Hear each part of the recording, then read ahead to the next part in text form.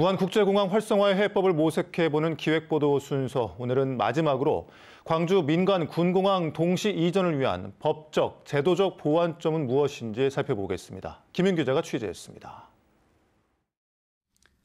지난해 4월 광주 전투비행장 이전을 위해 제정된 군공항 이전 특별법입니다.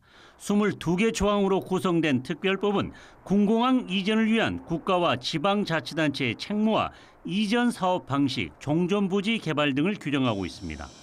하지만 같은 시기에 제정 시행된 대구 경북 신공항 특별법에 비해 이전 부지에 대한 지원이 소홀하다는 지적이 계속 제기돼 왔습니다. 그럼 특별법 내용만 보면 이 광주에서 이전을 위한 특별법이지 무안으로 옮기기 위한 특별법이 아닌 것 같이 느껴집니다. 따라서 광주시와 전남도도 군공항 이전에 대한 정부의 책임을 강화하는 방향으로 특별법 개정 필요성을 제기하고 있습니다. 광주 군공항 이전 특별법 제2조에 이전 주변 지역 지원 사업을 구체화하고 항목을 신설해야 한다는 것입니다. 또한 제23조를 신설해 이주자 지원을 위해 생계와 정착, 생활 안정, 소음 피해 추가 지원을 요구하고 있습니다. 이전 주변 지역 지원 사업의 예타 면제 조항도 만들어 이전 지역 주민들의 수용성도 높일 필요가 있다고 지적하고 있습니다. 제 현재 법에는 주어가 조금 애매한 상태로 돼 있거든요. 그 법문조문에. 그래서 또는 정부는 또는 국가는 이래서 책임성을 명확하게 좀 하고 싶어하는 게 사실은 세 가지가 가장 핵심일 것 같습니다. 전남도는 특별법 개정은 물론 자체적으로도 지역 발전 비전을 마련해 주민 설득에 나서고 있습니다. 무안군을 스마트 공항도시로 육성하고 알리백 특화단지 등 3조 원 규모의 투자 계획을 발표했습니다. 광주시도 1조 원 플러스 알파를 약속하며 무안군을 설득하고 있습니다.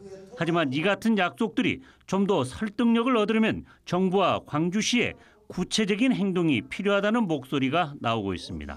이 부분에 대해서는 광주시에서 조례 제정이라든지 또는 기금을 정립하고 또 국가에서 특별법 제정을 하는 과정에 개정하면서 국가가 추가 사업비를 보증해 준다면 국민들께서 더 수용성 확보하는 데 도움이 될 것 같습니다.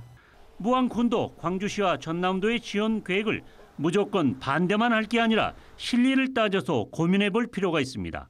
군공항 이전 예정지인 무안군 운남면과 망운 해저면의 인구가 계속 감소해 9,000명 수준에 그치고 있는 데다 지난해 출생아가 14명에 불과한 지역 소멸 위기 지역이기 때문입니다. 지금 지역이 소멸하는 입장에서 이게 그 군공항 이전을 저는 예를 들어서 정부기관의 이전, 공공기관의 이전의 시각으로 보지 않고 왜 혐오시설의 이전이라는 시각으로 보는지 정말 그게 오히려 궁금하다 그렇게 말씀드리겠습니다. MBC 뉴스 김윤입니다.